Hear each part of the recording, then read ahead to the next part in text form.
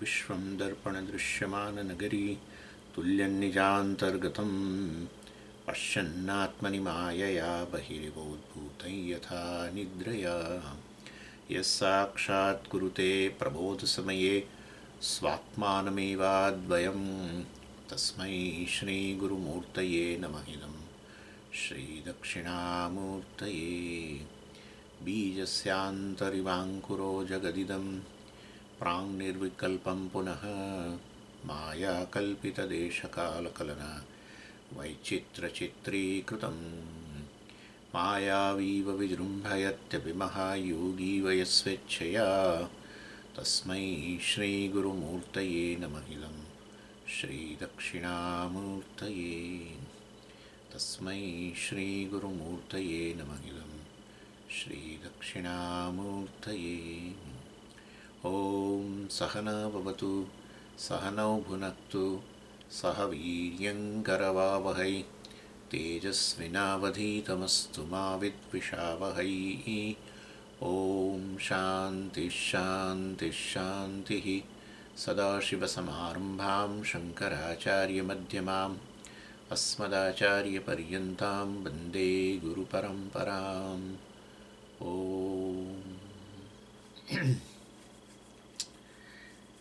એટલે આ બધા વર્સેસ અત્યારે જે ચાલી રહ્યા છે નૈષ્કર્મ્ય સિદ્ધિની અંદર, એમાં અહંકાર જે છે એને સમસ્યાનું કારણ બતાવવામાં આવે છે. કયો અત્યારે ચાલી રહ્યો છે મતલબ શ્લોક 48મો શ્લોક છે એ આપણે જોવાનો છે. એમાં કહ્યું યથોક્ત અર્થસ્ય પ્રતિપત્તયે દૃષ્ટાંતઃ મિત્રોદાસીન શત્રુત્વમ યથૈકસ્યાન કલ્પનાત અભિન્નસ્ય ચિત્તેઃ તદ્વદ ભેદો અંતઃકરણાશ્રય. એ શ્લોક જોવાનો છે, પણ એ પહેલાં થોડીક આ જે એનું ઇન્ટ્રોડક્શન છે વાત કરી દો. એટલે અહંકારને સમસ્યાનું કારણ બતાવે છે. અને અહંકારનો અર્થ શું કરવાનો? અહંકાર એટલે અંતઃકરણ વત્તા ચિદાભાસ. અને એની અંદર અર્થાત એટલે કે અહંકાર સમસ્યાનું કારણ એની અંદર ચિદાભાસ સમસ્યાનું કારણ કે મન સમસ્યાનું કારણ? મન સમસ્યાનું કારણ. ચિદાભાસ તો ખાલી એ પ્રતિબિંબ છે, ચિત્ત પ્રતિબિંબ છે. પ્રતિબિંબ વસ્તુ કોઈ દિવસ સમસ્યા ઊભી ના કરે. પ્રતિબિંબને સત્ય માનો તો સમસ્યા થાય, બાકી પ્રતિબિંબ છે એવું જાણો તો ક્યાં પછી સમસ્યા? પ્રતિબિંબ મિથ્યા જ હોય. એટલે અહંકાર જે છે, અહંકાર સમસ્યાનું કારણ સમજજો બરાબર. હું કંઈક જુદી વાત કરું છું હવે. અહંકાર સમસ્યાનું કારણ અર્થાત મન વત્તા ચિદાભાસ એ અહંકાર છે. એટલે કે મન વત્તા ચિદાભાસ એ સમસ્યાનું કારણ ના, મન સમસ્યાનું કારણ છે. અને એ અત્યારે આપણે ચર્ચા કરી રહ્યા છીએ. અને આમ સામાન્ય રીતે અહંકારનો અર્થ, અહંકાર શબ્દ જુદી જુદી રીતે વપરાય છે. તત્વબોધની અંદર અહંકાર જે છે એને અહમ વૃત્તિ કહ્યું. અર્થ જે ઉત્પન્ન થાય અંતઃકરણમાં અહમ વૃત્તિ અને અહંકાર કહ્યું. પણ અહીંયા અહંકારનો અર્થ છે અહમ વૃત્તિ નહીં, અથવા અહમ વૃત્તિ કેવી તો કહો, પરંતુ અહમ વૃત્તિનો વિષય એટલે કે આ અંતઃકરણ, ચેતનવંતુ અંતઃકરણ. સમજી ગયા? હવે અહમ વૃત્તિનો એટલે એનો અર્થ શું થયો કે અંતઃકરણમાં ચૈતન્ય પ્રતિબિંબિત થતાની સાથે જ અહમ વૃત્તિ ઉત્પન્ન થાય. એટલે કે અહમ વૃત્તિનો વિષય અંતઃકરણ, ચેતનવંતુ ચિદાભાસવાળું અંતઃકરણ જે છે એને અહીંયા અહંકાર કહે છે. તત્વબોધમાં સ્વામીજી અહમ વૃત્તિને જે અહંકાર કહે છે. એટલે હવે અલ્ટિમેટલી એ જ થયું, પણ વૃત્તિનો વિષય, અહીંયા વૃત્તિનો વિષય જે છે એની વાત કરે છે. અને આચાર્ય કહે છે કે એની અંદર અહમવૃત્તિનો વિષય એટલે કે ચેતનવંતુ મન, એટલે કે ચિદાભાસવાળું મન એ સમસ્યાનું કારણ. પણ એમાંય ચિદાભાસ કે સમસ્યાનું કારણ નથી, પરંતુ મન સમસ્યાનું કારણ છે. અને સુરેશ્વરાચાર્યજી એના માટે કારણ પણ આપ્યું કે કેવી રીતે મન સમસ્યાનું કારણ બને. એમણે કહ્યું કે મન જે છે વાસ્તવની અંદર એ આ પેલા વચ્ચે ઊભેલું છે, ઉંબરો છે. મન ઉંબરો, બે ઓરડા વચ્ચે ઉંબરો હોય ને, એવી રીતે મન જાણે બે વસ્તુની વચ્ચે ઊભું છે. કઈ બે વસ્તુની વચ્ચે ઊભો છે? તો કે જગત જે છે એ જગત અને આત્માની વચ્ચે ઊભું છે. જગત અનાત્મા છે અને હું આત્મા છું, અને આ વસ્તુ એટલી બધી સ્પષ્ટ છે, બરાબર ને? જગત જડ છે, હું એનો દૃષ્ટા આત્મા ચેતન. એટલે આત્માના આત્મ વિવેક કરવો જ ના પડે, કારણ કે બહુ સ્પષ્ટ જ છે. કોઈ વ્યક્તિ આ વેદાંત ના ભણ્યો હોય તો આટલું તો કે છે કે જગત દૃશ્ય છે ને હું દ્રષ્ટા છું, આટલું તો બોલે છે. આમાં કશું કંઈ બહુ આપણે કહે ને બહુ પેલા મોર મારવાના નથી એના જેવું. એટલે આ તો છે જ. તો પછી આત્માનાત્મ વિવેકની કેમ વાત કરો છો? આ મન આવીને ઊભું છે ને બે વચ્ચે, જ્યાં બે ભેગું થાય છે. વિવેક ક્યાં કરો છો? અહીંયા કરો છો. કેમ અહીંયા કરો છો? કારણ કે અહીંયા અવિવેક રહેલો છે માટે. પણ આ જગત તો જગત છે, આત્મા આત્મા છે, એમાં એ તો છૂટું જ છે. મતલબ કે ચેતન અને જડ એ તો સ્પષ્ટ જ છે. તો પછી એ તો એમાં મિશ્રણ છે જ ક્યાં કશું ના. પણ મિશ્રણ એક જગ્યાએ મિશ્રણ જણાય છે. આ જગત જે છે એ જગત તમે જાણો છો ક્યાં આગળ? અંતઃકરણમાં. એટલે જગત અંતઃકરણમાં પ્રવેશે છે અને અંતઃકરણમાં ચૈતન્ય પણ પ્રતિબિંબિત થાય છે, અને ત્યાં આ રીતે અંતઃકરણમાં બે ભેગા થાય છે અને ત્યાં ગોટાળો થાય છે. હા, અને ત્યાં ભેગા થયા પછી વાસ્તવમાં એકને બીજું ને બીજાને પહેલું, એને બી ને બીને એ માની લઈએ છીએ. અને માટે વિવેક કરવો પડે છે. એટલે અંતઃકરણ સમસ્યા બને છે. આમ તમે જુઓ તો જગત જે છે હંમેશા આ રીતે મેં કહ્યું દૃશ્ય વિષય જ છે આપણા માટે.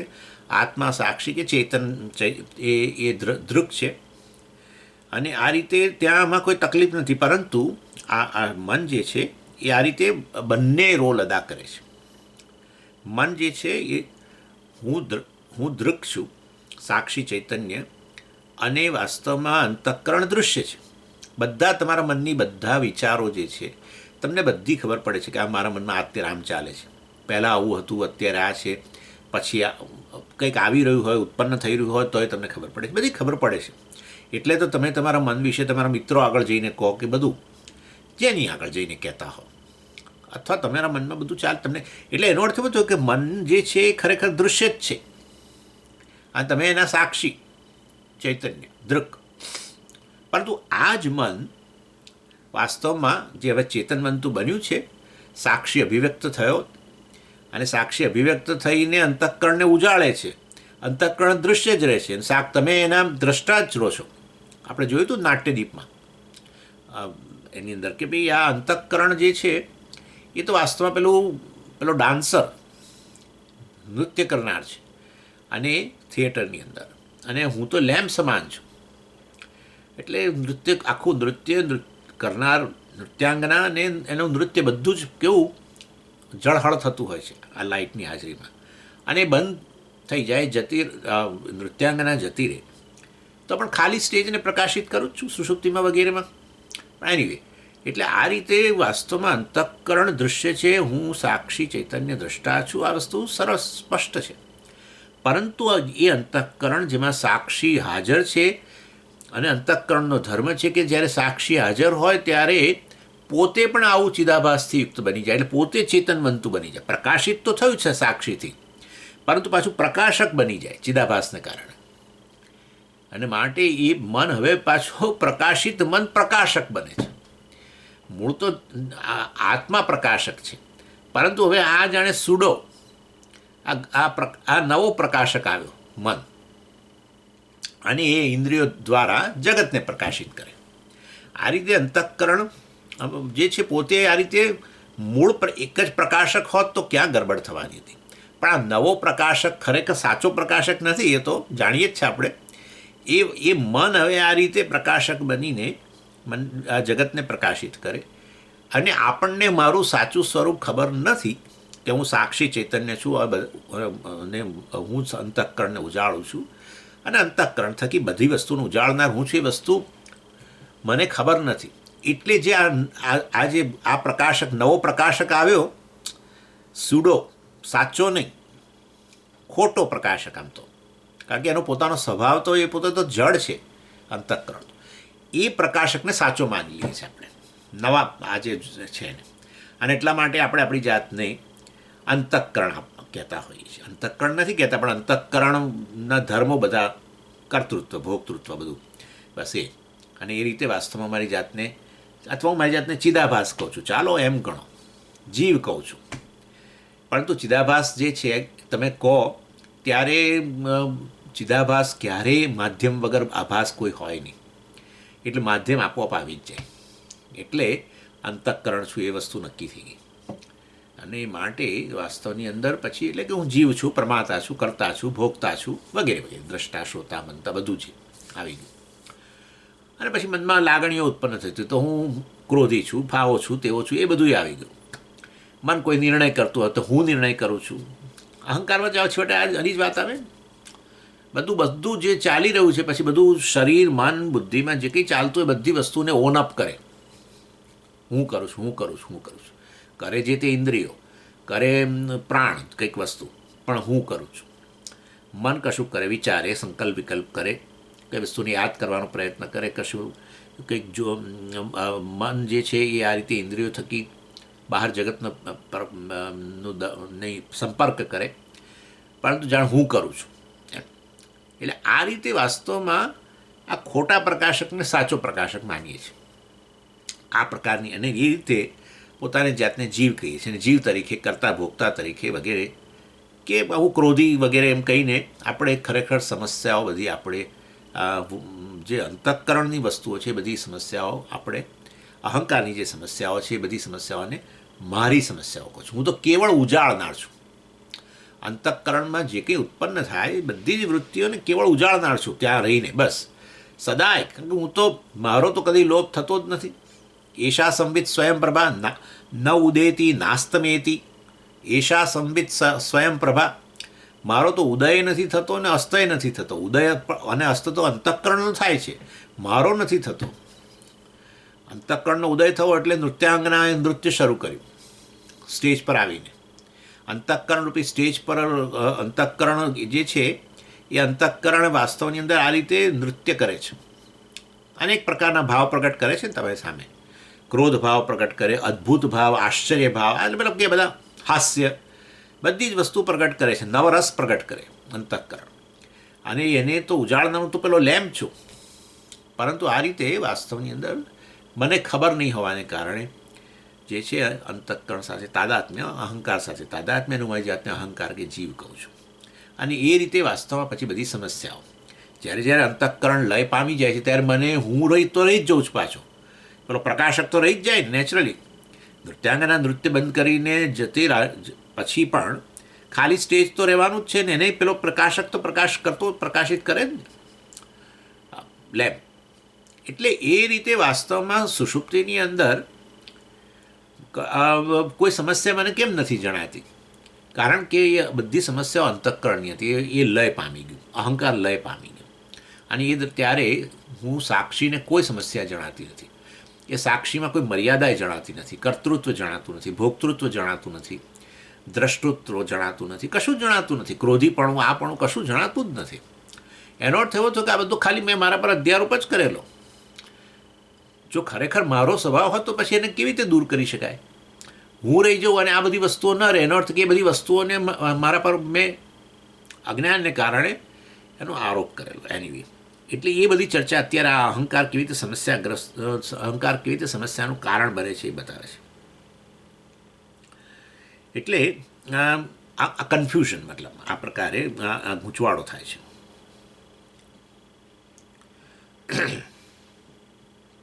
એટલે અહીંયા બે પ્રકાશક થયા ને આમ તો, એટલે બે પ્રકાશક વચ્ચે ગૂંચવાડો. એક મૂળ હું, સ્વયં પ્રકાશ આત્મા, ચૈતન્ય, સાક્ષી ચૈતન્ય, મૂળ પ્રકાશક, અને પછી આ અંતઃકરણરૂપી પ્રકાશક. એ બે પ્રકાશક વચ્ચે અજ્ઞાનને કારણે એકને બદલે હું બીજો મારી જાતને કહી દઉં છું.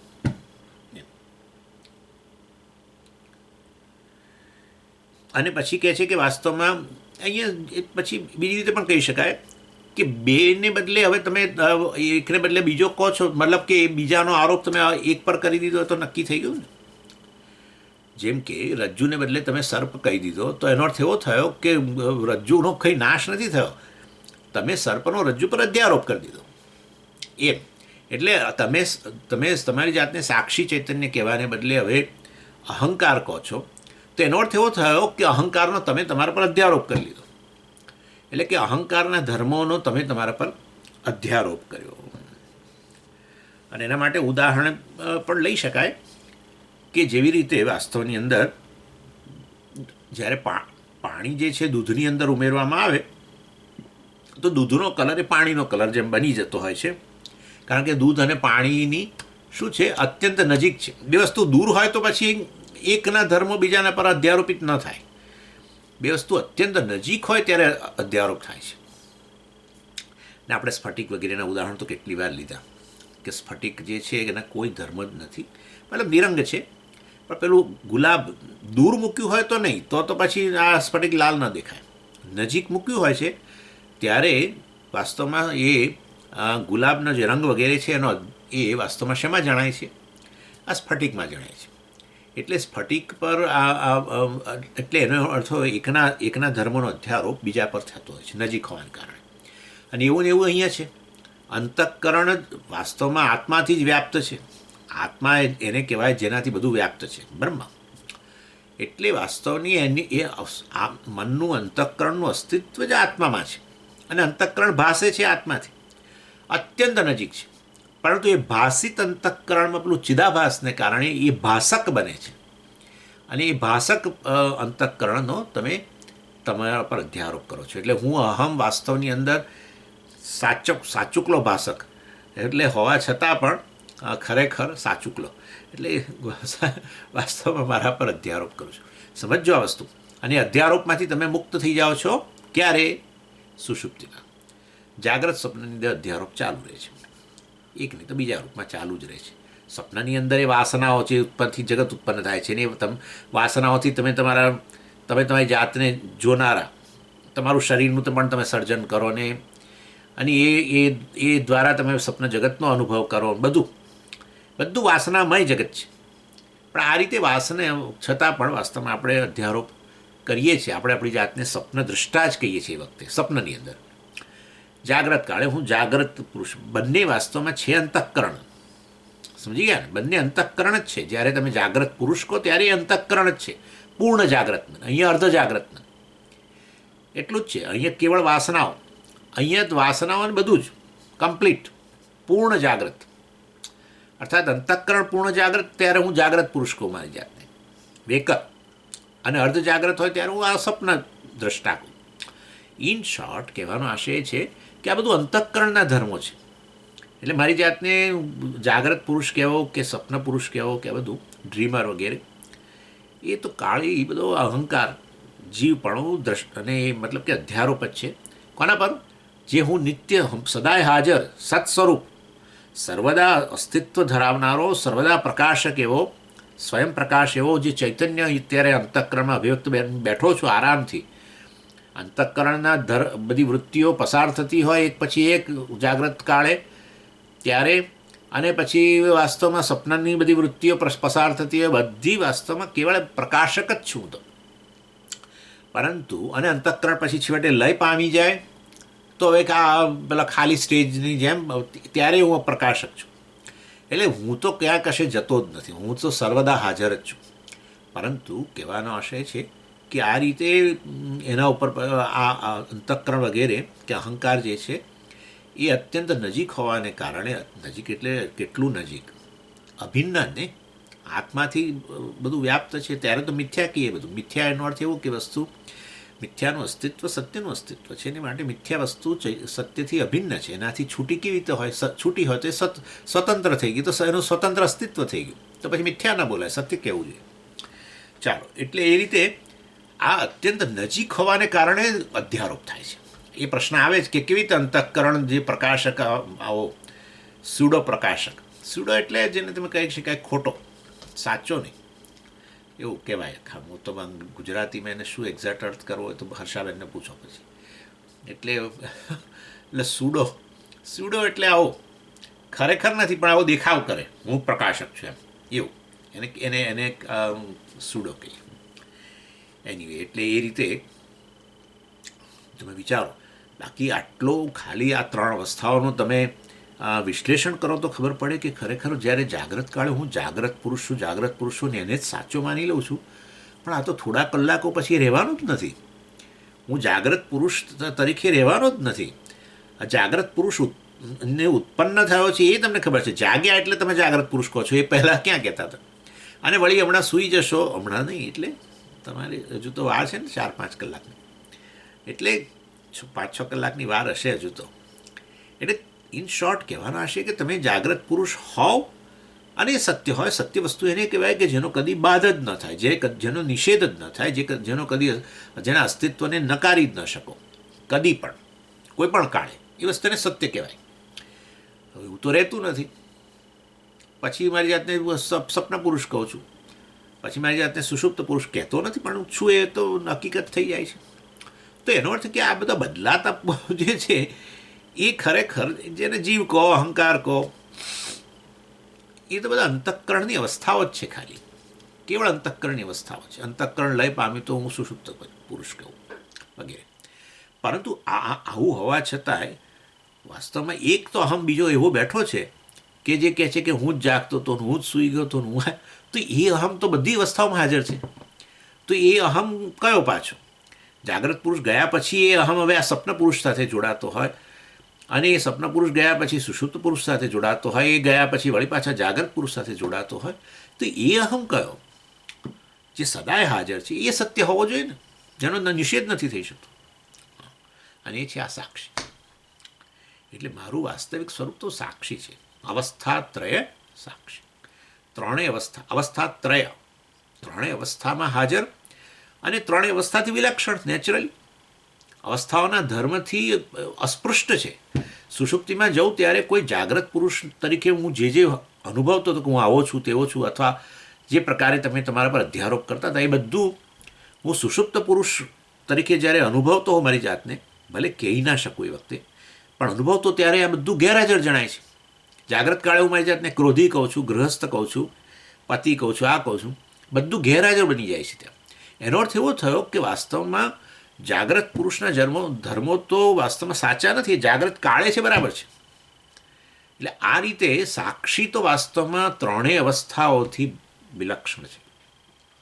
સુષુપ્તિની કોઈ પણ સપના પુરુષ તરીકે તમે જે અધ્યારોપ કરેલો તમારો પર, તમે તમારી જાતને જે એક વિશિષ્ટ પુરુષ માનતા હતા, એ વસ્તુ સુષુપ્તિમાં રહેતી નથી, જાગ્રત કાળે રહેતી નથી. જાગ્રત પુરુષ તરીકે જે અનુભવો છો એ વસ્તુ સ્વપ્નમાં નથી રહેતી કે સુષુપ્તિમાં નથી રહેતી. તો આ એક અહમ એવો છે જે ત્રણેય અવસ્થામાં હાજર છે. એ ત્રણેય અવસ્થાઓમાં અહંકાર તરીકે જ્યારે અનુભવ કરતો હોઉં એના ધર્મોથી કેવો છે? અસ્પૃષ્ટ છે. અને એ રીતે વાસ્તવમાં સાક્ષીને તુરીય કહેવાય. તુરીય એટલે આ ચોથો એટલે કારણ કે પેલા ત્રણના ધર્મોથી અસ્પૃષ્ટ હોવાને કારણે એને ચોથો કહી દઈએ છીએ, જુદો, એનાથી વિલક્ષણ. પણ ખરેખર એ જ વાસ્તવમાં ત્રણેય અવસ્થાઓમાં હાજર છે. એ જ ત્રણેય અવસ્થાઓમાં અંચળો ઓઢીને આ રીતે પોતાને જાગ્રત પુરુષ, સપના પુરુષ વગેરે કહે છે. અને એ વેશ કાઢી નાખીને ખરેખર એ વેશ કાઢી નાખે સુષુપ્ત પુરુષ તરીકે જાગ્રત સપનનો. તો સુષુપ્તમાં કાળો કમલો, પેલો શું કાળો કંબલ કે આપણે શું કહીએ, કાળો પેલો બ્લેન્કેટ ઓઢી લે એવો, અને એટલે આમ ખબર ના પડે કે કેવો છે, એવો સુષુપ્ત પુરુષ. એક પાછો સવારે કંબલ બહાર ફેંકી દે અને પછી પછી જાગ્રત થાય. આ બધું કંબલ ને બધું, એટલે બધું સમજવાનું તમારે, ક્યારેક ગોટાળા હોય શબ્દોના. એટલે ઇન શોર્ટ કહેવાનો આશય એ છે કે આ અહમ જે છે, તો પછી બધી કોની અવસ્થાઓ હતી? આ જાગ્રત પુરુષ કહેતો હતું એ કોણ હતું? તો પછી અંતઃકરણ. એટલે વાસ્તવમાં અંતઃકરણની જ અવસ્થાઓ છે. અંતઃકરણ સતત બદલાતું રહે છે, એનો ઉદય થાય છે, અસ્ત થાય છે. પણ ખબર ન હોય તો હું મારી જાતને આ રીતે હું સૂઈ ગયો ને હું જાગ્યો ને એવું બધું બોલીએ છીએ, પણ એ વસ્તુ સત્ય નથી. તમે જાગતાય નથી અને સૂતાય નથી. કેવું હોય તો કહો, નિત્ય જાગ્રત કેવું હોય તો કહો. ખરેખર આવું જાગવાનું, સૂવાનું, આ બધી વસ્તુઓ તો કેવળ અંતઃકરણની છે. એટલે આ રીતે અંતઃકરણના ધર્મોનો અત્યંત નજીક હોવાને કારણે અંતઃકરણ અહંકારના ધર્મોનો આત્મા ઉપર અધ્યારોપ થાય છે. અને અંતઃકરણ જે મર્યાદિત છે એના ધર્મોનો અમર્યાદિત આત્મા પર અધ્યારોપ થાય છે. આ અંતઃકરણ જે સતત બદલાતું રહે છે એના ધર્મોનો આત્મા જે કદી બદલાતો નથી એના પર અધ્યારોપ થાય છે. એટલે જ બોલીએ છીએ ને સ્વામીજી હું બહુ ચંચળ છું. તમે ચંચળ નથી, અંતઃકરણ ચંચળ છે, અહંકાર ચંચળ છે એવું કહો. હા, અને અહંકાર તો છે જ ચંચળ નેચરલી. હું પણ કેવી રીતે ચંચળ? કેમ? અત્યારે તમે સાંભળનાર છો, શ્રોતા છો, અને પછી તમે કદાચ વક્તા બનશો કે તમે કંઈક ચાલવા જશો તો તમે કહેશો કે હું ચાલનારો છું, હું સાંભળનારો શ્રોતા છું, હું ચાલનારો છું, હું આ છું, હું ખાનારો છું. તો એ બદલાતું જ રહેશે. ઇવન જાગ્રત કાળે પણ સતત બદલાતું રહેશે. દ્રષ્ટા, શ્રોતા, ફલાણા ઠીકણા. અને હમણાં તમે તમારી જાતને નથી કહેતા કરતા, કારણ કે સાંભળી રહ્યા છો, પણ પછી નહીં તો તમે કરતા કહેશો, ભોગતા કહેશો, કહેવાના જ છો, પ્રમાતા કહેશો. એટલે અહંકાર ચંચળ છે, કારણ કે અંતઃકરણ ચંચળ છે. એટલે જે બધા વિકાર, બદલાવ, એ અંતઃકરણ છે એનો પણ અધ્યારોપ શું એના પર કરો છો? આત્મા પર કરો છો. એટલે આત્માને તમે વિકારી કહો છો. તમે તમારી જાતને સાચો અહમ જે છે એને જ વિકારી કહો છો. બીજું મહત્ત્વની વસ્તુ જે હવે કહેવાના છે કે અહંકાર જે છે વાસ્તવમાં, એટલે કે અંતઃકરણ, એ વાસ્તવની અંદર અનેક છે. અને માટે વાસ્તવમાં એ આત્મા કેવળ એક જ છે જે બધા અંતઃકરણમાં અભિવ્યક્ત થાય છે. એટલે વાસ્તવમાં અહંકાર અનેક છે, પરંતુ એ અહંકારની જે આ પ્લુરાલિટી, અહંકારનું બહુત્વ, એનો અધ્યારોપ તમે શેના પર કરો છો? આત્મા પર કરો છો. એટલા માટે જ કહીએ છીએ આપણે કે તમે જુદા સમજી, હું જુદો. એક જ અહમ છે ને સાચે તો. સાચો અહમ તો એક જ છે. તમે જ્યારે અહમ કહો કે હું અહમ કહું, સાચા અર્થમાં તો બંને અહમ એક જ છે, એક સરખા નહીં, એક જ છે. પરંતુ આપણે એ સાચા અહમને એને અહમ રૂપે નથી જાણતા. અંતઃકરણને કે અહંકારને અહમ કહીએ છીએ. માટે એમ કહીએ છીએ કે બધા અનેક જીવો છે. અનેક જીવો છે એટલે કે અનેક આત્માઓ છે એમ પણ કહીએ. અનેક જીવો કહેતોય વાંધો નથી, અનેક જીવો છે એવું બોલો તો વાંધો નથી, કારણ કે અંતઃકરણ એ જ અહંકાર કે એ જ જીવ છે. પરંતુ જીવ નામની વસ્તુ નથી. હવે તમે સમજી ગયા છો. એ તો મેં કહ્યું સ્યુડો સેલ્ફ. હા, જીવ નામની ખરેખર કોઈ વસ્તુ નથી. એ કેવળ અંતઃકરણ છે. એ ચેતનવંતુ અંતઃકરણ, જેને અહંકાર કહો, જીવ કહો. એટલે અંતઃકરણ પોતે જ મિથ્યા છે, રાઈટ? તો પછી અંતઃકરણ એ અંતઃકરણ મિથ્યા હોવાને કારણે જીવપણું પણ મિથ્યા છે. એક આત્માથી અન્ય કશું સત્ય નથી. માટે સ્વામીજી સચ્ચિદાનંદ આત્મા એક, પણ જીવો અનેક. પરંતુ જોડે એટલું ઉમેરો કે એ સચ્ચિદાનંદ આત્મા એક અને સત્ય, અને જીવો અનેક પણ મિથ્યા. આવું કહો તો. બાકી તમે કહો કે આત્મા સચ્ચિદાનંદ અથવા પરમાત્મા એક અને જીવો અનેક, પરમાત્મા એક એ પણ એટલો સાચું અને જીવો અનેક એ પણ સત્ય, તો વેદાંતની સમજ નથી. જો જીવ મિથ્યા હોય તો પછી વાસ્તવમાં આપણે એમ કહેવું જોઈએ એક જ આત્મા છે, પરંતુ એમાં જીવ પણ આ પ્રકારે ઉત્પન્ન થાય છે અંતઃકરણ થકી, ચિદાભાસ વગેરે. અને પછી આપણે આપણી જાતને સચ્ચિદાનંદ ના જાણતા હોઈએ, સાક્ષી આત્મા ના જાણતા હોઈએ, તો આપણે શું કહીએ? હું જીવ છું, મારી ગતિ થશે, અને કંઈ આવું જ કહીએ છીએ ને આપણે. હું આ શરીર છોડીને જવાનો છું. કોણ જાય છે? એ તો સૂક્ષ્મ શરીર અંતઃકરણ જ જાય છે, બીજું શું જાય છે? પણ આપણે પેલા સાચા સાક્ષી જે છે, બીજા સાક્ષી તો ક્યાંય જતોય નથી ને આવતોય નથી, કારણ કે એ તો બ્રહ્મ છે, ક્યાં જાય? સર્વવ્યાપી છે, પરંતુ એ ખબર નથી. એટલે તમે જોયું તમે, એટલે અંતઃકરણ એટલે એ વાસ્તવમાં અહંકારના ધર્મનો શેના પર અધ્યારોપ કર્યો? પાછો આત્મા પર. અહંકારનું આ ગમન આગમન, બરાબર, એનો અધ્યારોપ શેના પર કર્યો? સાચા આત્મા પર. તમે તમારી જાતને ગમન આગમનવાળા, હું હવે આ શરીર છોડીને જઈશ, નવો જન્મ લઈશ, પુનર્જન્મ વગેરે તમે કહો. એ બધી વસ્તુઓ છેવટે આ બધો અધ્યારોપ છે. એટલે તમે વિચાર કરો કેટલી બધી વસ્તુઓનો અધ્યારોપ કરીએ છીએ આપણે. હું મારી જાતને પણ પુણ્ય પાપે કહેવું પડે, કરતા તો કહો છો જ, એટલે પછી પુણ્ય પાપ પણ એના કારણે પૂર્વજન્મ મારો આવો કેવો હશે ખબર નથી, પુનર્જન્મ સારો આવે તો સારું. આ શરીર છોડીને છેવટે જવાનું છે, મારે જવાનું છે, હું જઈશ. એટલે તમે તો એમ જ માનો છો એ હું ખરેખર સાચો અહમ છે, બસ એ સત્ય. એનાથી આપણે કહીએ કે તમે તપાસ કરો કોણ સાચો છે. એ અહમ સાચો છે કે એ અહમનું પણ કોઈ અધિષ્ઠાન છે, એ સાચો અહમ છે, એ આપણે નથી જ ખબર. ખ્યાલ આવે તમને? એટલે આ રીતે એ બધું બતાવે છે કે જો સમસ્યાઓ ક્યાં રહેલી છે, અને થાય જ પછી આ શરીર છોડી જઈશ, નવો જન્મ કેવો મળશે, ક્યાં મળશે, મારા કેવા કર્મો છે, કેવા પુણ્ય પાપ છે વગેરે, આ તે કેટલું બધું. પણ અને મર્યાદાઓ મેં કહ્યું મળે, પણ અહંકાર તો મર્યાદિત જ છે, અંતઃકરણ મર્યાદિત છે, અને એનો અધ્યારોપ આત્મા જે અમર્યાદિત છે, અનંત છે, એના પર કરો ને પછી હું મારી જાતને મર્યાદિત કહું.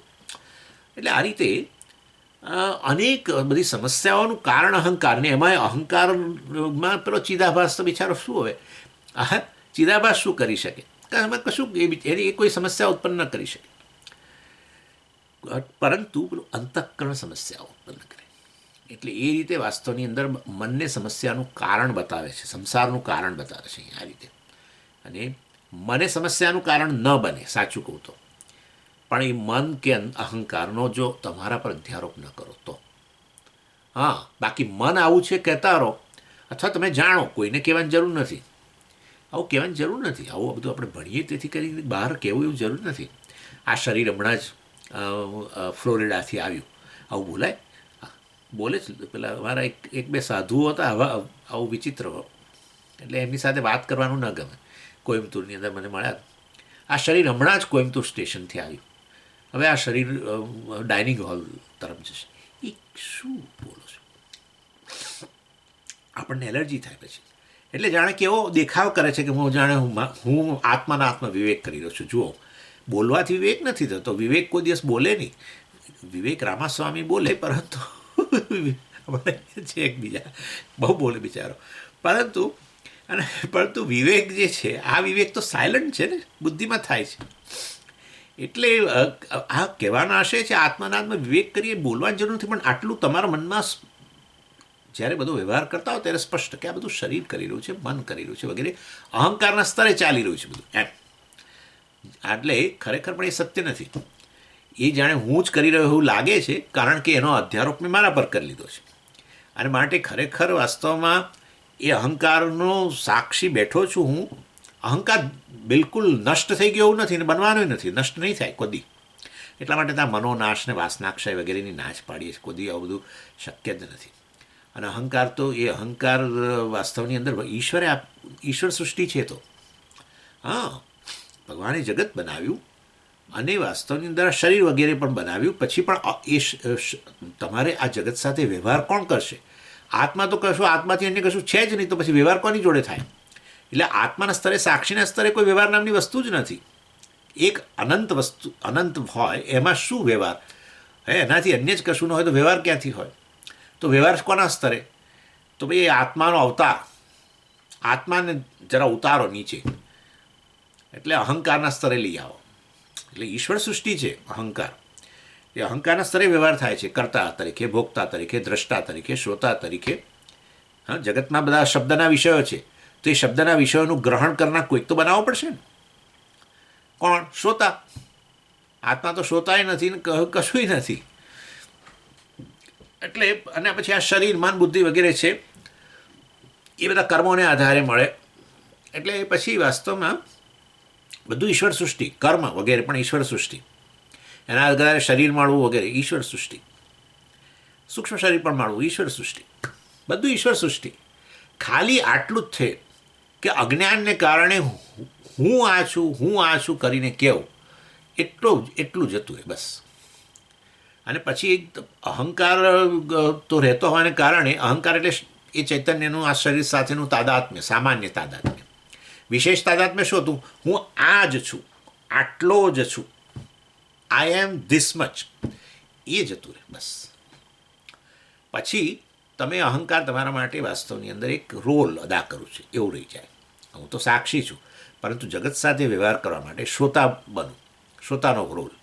જગતમાં રહેલા રૂપરંગનું દર્શન કરવા માટે દ્રષ્ટા બનું છું. અને રોલ જ છે, એ પણ ખબર છે આપણને કે દ્રષ્ટા ખરેખર જ્યારે હું જોઉં તો દ્રષ્ટા, પછી પેલું કંઈક વસ્તુ સાંભળું તો પાછું શ્રોતા બની જાઉં છું. મતલબ કે આ તો બદલાતો રહે છે રોલ. જેમ એક જ વ્યક્તિ જુદા જુદા રોલ, જુદા જુદા વેશ ધારણ કરે, એવું જ કરી રહ્યો છું. પરંતુ ખબર ન હોવાને કારણે સતત પોતાની જાતને આ રીતે દ્રષ્ટા, શ્રોતા વગેરેના રૂપમાં રહેલો અહંકાર જ કેવો, એ વસ્તુ. અને એ વસ્તુ જે છે એ અજ્ઞાનની ઉપજ છે, એ અહીંયા એ સમજાવી રહ્યા છે. એટલે સંસારનું કારણ શું છે તમે સમજો, એટલે કે અહંકારને આત્મા કહી દેવો, કારણ કે અહંકારનો આત્મા પર અધ્યારોપ થઈ ગયું છે.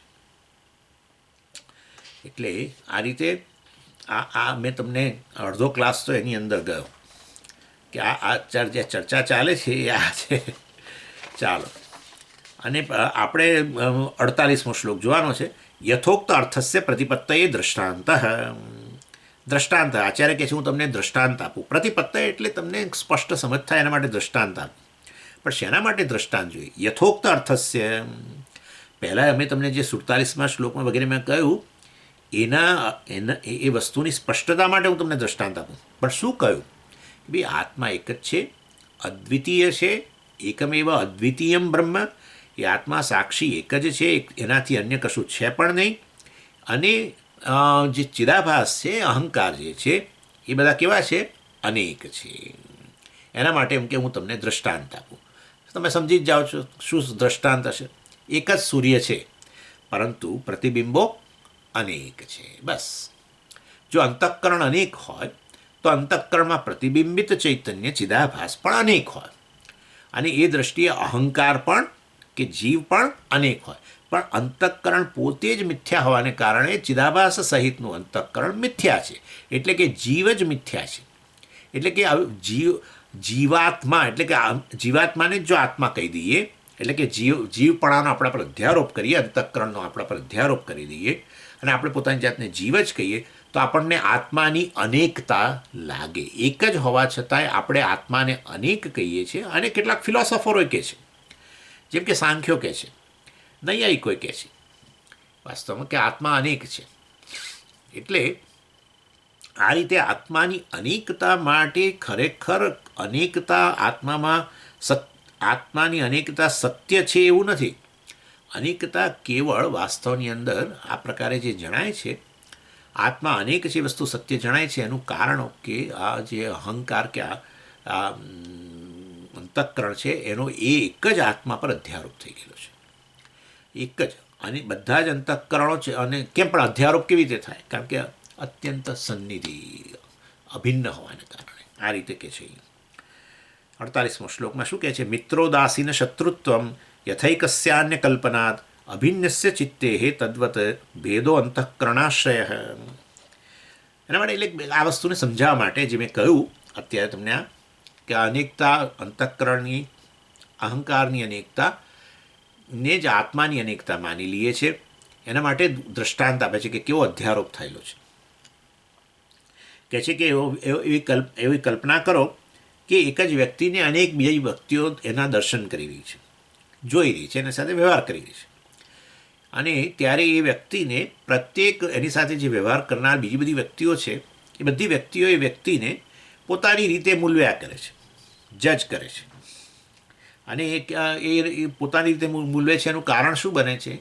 પ્રત્યેકના અંતઃકરણમાં જે રાગદ્વેષ રહેલા છે, એ રાગદ્વેષને આધારે એ વ્યક્તિ વિશે પેલી એક વ્યક્તિ જે છે એના વિશે નિર્ણયો કરે છે.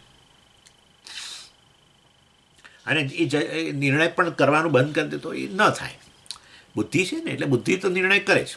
અને વ્યવહાર કરતાં પહેલાં નિર્ણય તો કરે જ ને કે આ વ્યક્તિ આવી છે, એવો નિર્ણય થઈ જાય પછી એને અનુરૂપ વ્યવહાર કરે.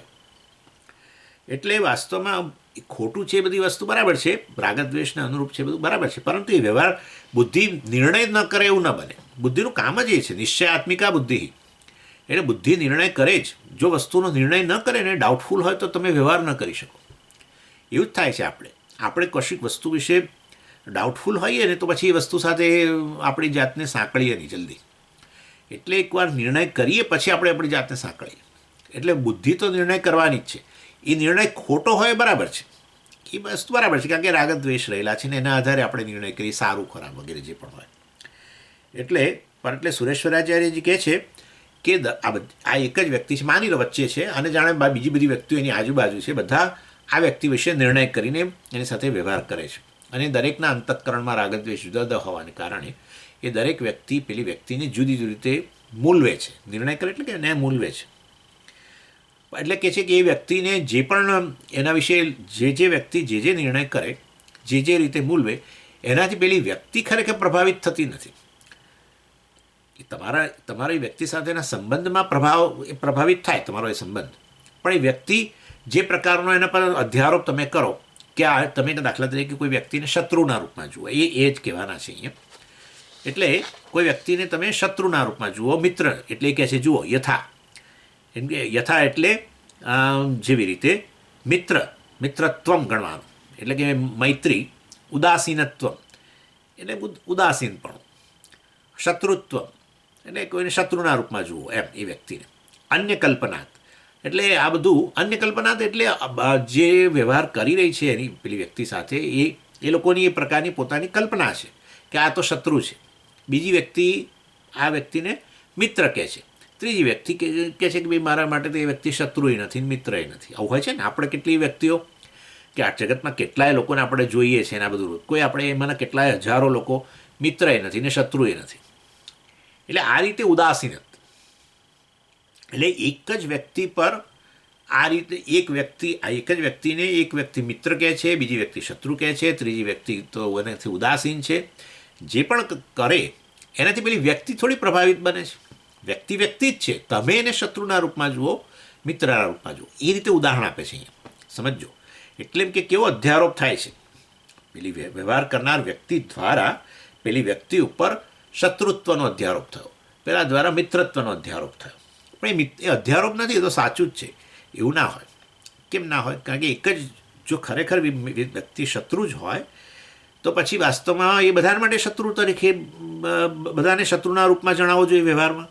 પણ એવું તો થતું નથી, બીજો વ્યક્તિ તેને મિત્ર કહે છે. એટલે એનો અર્થ એવો થયો કે પોતે અધ્યારોપ કરેલો છે પોતાના રાગદ્વેષને અનુરૂપ. એટલે કહે છે કે આ બધા લેબલ જે આપવામાં આવે છે જે તે વ્યક્તિ દ્વારા, એ લેબલો જુદા જુદા પ્રકારના હોય છે, પરંતુ એ વ્યક્તિ જે છે એ તો આ બધા લેબલોથી મુક્ત છે.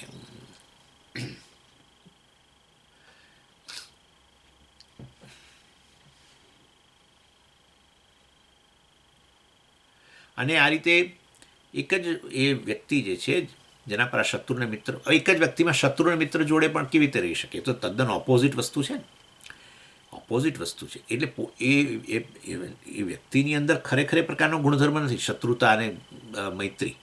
શત્રુતા અને મૈત્રી તો આપણે જે તે વ્યવહાર કરનાર વ્યક્તિના પર અધ્યારોપ કરે છે વ્યક્તિ એના પર શત્રુત્વનો અધ્યારોપ કરે છે. શત્રુત્વરૂપી ધર્મ પેલી વ્યક્તિ ધરાવતી નથી, પરંતુ આ વ્યક્તિના રાગદ્વેષને અનુરૂપ પેલી પર અધ્યારોપ કરવામાં આવે છે.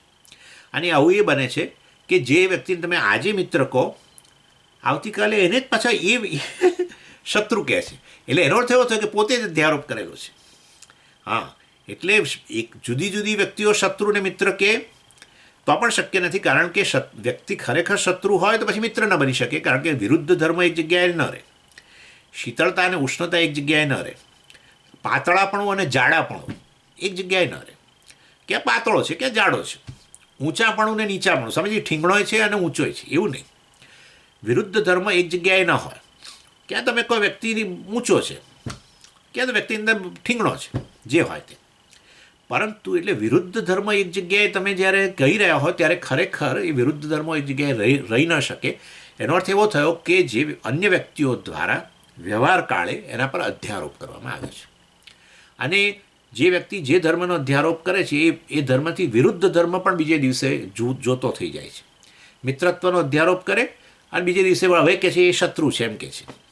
એટલે આ રીતે આ વાસ્તવમાં બધું એટલે કે પેલી વ્યક્તિ જે છે આ બધા અધ્યારોપિત ધર્મથી તદ્દન વિલક્ષણ છે. આ કેવળ અધ્યારોપ જ છે. એ અધ્યારોપ કરવાથી વ્યક્તિ શત્રુ મિત્ર કશું બનતી જ નથી, ખાલી કેવળ અધ્યારોપ જ હોય છે એમ કહેવાનો અહીંયા આશય છે.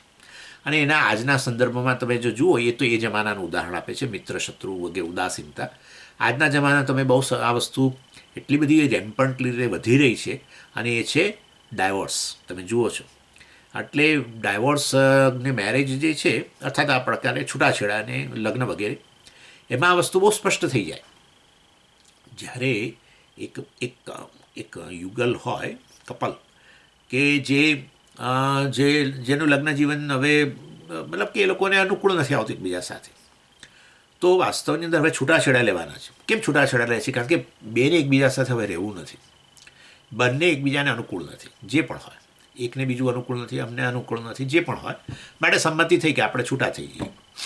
એટલે બંને એકબીજાને માટે પ્રતિકૂળ છે. હવે એવું જ હોય ત્યારે જ વાસ્તવની અંદર હવે આ બેમાંથી એક જે છૂટી પડેલી વ્યક્તિ છે એની સાથે લગ્ન કરવા માટે બીજી પાછું વ્યક્તિ તૈયાર બેઠી હોય, આવું બને છે. હા, કે તમારા છૂટાછેડા થાય તો હું તમારી સાથે લગ્ન આવું હોય છે. એટલે હવે એનો અર્થ એવો થયો કે પહેલાં લગ્ન કરનાર વ્યક્તિને આ જ વ્યક્તિ કેવી જણાય છે? અનુકૂળ જણાય છે એમ. એટલે આ છૂટા પડનાર વ્યક્તિને એ એના પર પ્રતિકૂળતાનો અધ્યારોપ કરે, એની સાથે લગ્ન કરનાર વ્યક્તિ એના પર અનુકૂળતાનો અધ્યારોપ કરે. અનુકૂળતા અને પ્રતિકૂળતા એ વ્યક્તિમાં છે જ નહીં. કેમ ના હોય? કારણ કે અનુકૂળ અને પ્રતિકૂળ નામના ધર્મો, વિરુદ્ધ ધર્મો એક જ જગ્યાએ હોઈ ન શકે. એક વસ્તુ ઉષ્ણ હોય ને ત્યારે ઠંડુ હોય એવું ન બને.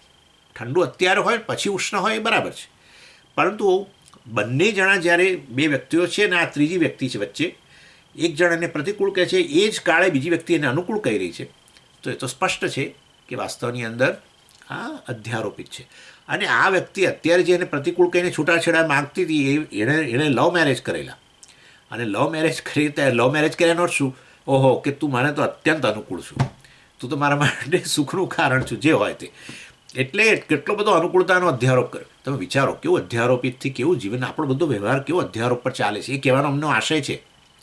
અહંકારનો આત્મા પર અધ્યારોપ કરીને, જીવપણાનો અધ્યારોપ કરીને, અહંકારને જ સાચો પોતાનું સ્વરૂપ માનીને, અને વ્યવહાર અહંકાર દ્વારા થઈ રહ્યો છે, એ બધો વ્યવહાર હું જ કરી રહ્યો છું આપણે આપણી જાતને કહેતા હોઈએ છીએ, અને કર્તા તરીકે, ભોગતા તરીકે, અને પછી કર્મો વગેરે બધું. ખરેખર હું તો અસંગ આત્મા છું, મારાથી એને કશું છે જ નહીં. પરંતુ આ રીતે ચાલો, એટલે એ અહીંયા વસ્તુ કહેવાનો અસંગ એટલે સર્વ સંબંધોથી પર છું. એટલે એ એક્ઝામ્પલ અહીંયા આપે છે. મેં પેલું શત્રુ મિત્ર વગેરેનું એ સુરેશ્વરાચાર્યજીનું એક્ઝામ્પલ છે. અત્યારના આવું સંદર્ભમાં તમે આ ઉદાહરણ લઈ શકો, ડાયવોર્સ વગેરે એવું ચાલે છે. અરે એવું સમજ વ્યક્તિનું ઉદાહરણ નહીં, સારું ચાલો. કાર તમે નવી કાર ખરીદો ત્યારે આપણને નવી કાર ખરીદી અને અમુક જ કંપનીની અમુક જ મોડેલ ખરીદી, મતલબ કે મને બહુ જ અનુકૂળ છે, ગમે છે વગેરે વગેરે, એટલે તમે ખરીદી. થોડા વર્ષો પછી હવે તમને પ્રતિકૂળ જણાય એટલે મૂકી દે. પછી એ કે ના, હવે આ કાઢી નાખવી છે. કેમ? ના, બસ હવે નથી ગમતી. એટલે પહેલાં અનુકૂળતાનો અધ્યારોપ કર્યો, હવે પ્રતિકૂળ. અને ત્યારે એ કાર ખરીદનાર પાછો મળી જાય. બોલો, એ કાર ખરીદનાર મળી જાય, એને આ અનુકૂળ જણાય. આવું જ છે ઘર વગેરે બધા કિસ્સામાં આવું છે. એકને જે પ્રતિકૂળ જણાય માટે વેચવા કાઢે ઘરને, અને બીજી વ્યક્તિ પેલી એ ઘરને ખરીદનાર મળી જાય, બોલો, એને અનુકૂળ જણાય, એ પૈસા આપવા તૈયાર છે. એટલે આ રીતે અનુકૂળતા પ્રતિકૂળતા એનો અર્થ એવો થયો. પણ એ સમજી કેમ આવું કરે છે? એકને કેમ અનુકૂળ, બીજાને કેમ પ્રતિકૂળ? પોતાના અંતઃકરણમાં રહેલા રાગદ્વેષના રૂપ, અહંકારના જે રાગદ્વેષ છે, અહંકારના સ્તરે એ રાગદ્વેષ અને અહંકાર જ વ્યવહાર કરે છે જગત સાથે, અને એ રાગદ્વેષ સહિત વ્યવહાર કરે, અને એના કારણે આ બધા અધ્યારોપ પણ જગત પર કરે. અને જગતની જે તે વસ્તુ એ અનુકૂળે નથી ને પ્રતિકૂળે નથી. એવું ને એવું અહીંયા છે. આત્મા જે છે વાસ્તવમાં આ રીતે ખરેખર એ સર્વ ધર્મોથી પર છે, નિર્ગુણ, સર્વ ગુણોથી પર, પણ એના પર આ રીતે અહંકારનો અધ્યારોપ કરવામાં આવે. અને તેથી આત્મા બધો ધર્મવાળો જણાય, કરતા જણાય, ભોગતા જણાય, પ્રમાતા જણાય, દ્રષ્ટા શ્રોતા બધું જણાય, સંસારી જણાય, હે ને. અને પછી જન્મ મરણવાળો જણાય, બધું. અહંકારના જન્મ મરણ એટલે કે શરીરમાં છૂટીને જવું, મૃત્યુ, અને આ નવા શરીરમાં પ્રવેશવું, જન્મ, એ બધું મારા જ. કારણ કે મેં મારી જાતને અહંકાર કર્યો એટલે હું જન્મ મરણવાળો થઈ જાઉં.